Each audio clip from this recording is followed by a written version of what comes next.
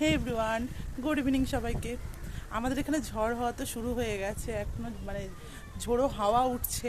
তোমাদের ওখানে কি অবস্থা সবাই একটু কমেন্ট করে জানাবে। আর সবাই সুস্থ থাকবে, ভালো থাকবে, সবাই সতর্কতা বজায় রাখবে, এটাই কামনা করি।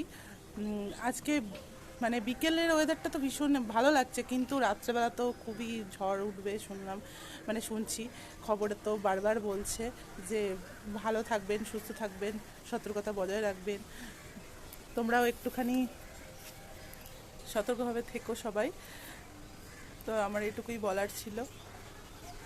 আমি ছাদে এসেছি একটু রিলস বানাতে, রিলস ভিডিও একটু বানাতে এসেছি।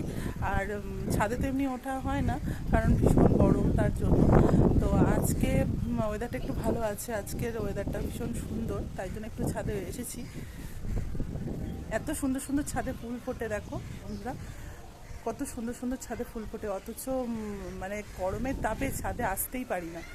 আরও অনেক ওইদিকে, ওইদিকে আরও অনেক ফুল আছে, যেগুলো ভেতরে ঢুকিয়ে রাখা হয়েছে, ভেতরে ঘরের ভেতরে। তার কারণ হচ্ছে রাত্রে তো ঝড় হবে, কারণ ফুল গাছগুলো নষ্ট হয়ে যেতে পারে। আর একটা সুন্দর ফুল আছে, তোমাদের দেখাবো। জানি না কার কার বাড়িতে সেই ফুলটা আছে। খুব সুন্দর একটা ফুল, যেটা বৃষ্টি জল একদমই লাগানো যাবে না। নন্দিনী ফুল তোমাদের দেখাবো। অনেকের বাড়িতেই হয়তো এটা নেই, অনেকে আবার দেখোনি, তোমাদের দেখাবো নিশ্চয়ই। তো চলো, তা সবাই ভালো থেকো, সুস্থ থেকো। তো চলো, আবার কালকে দেখা হবে, টাটা। দেখো ফ্রেন্ডস, ফুলগুলো কত সুন্দর ফুটেছে। এই ফুল দুটো ফুলই খুব সুন্দর কালার। ফুলগুলো হচ্ছে বাইরে থাকলে নষ্ট হয়ে যাবে বৃষ্টির জলে, তাই জন্য ঘরে রেখেছি। এই ফুলগুলোর নাম হচ্ছে নন্দিনী ফুল।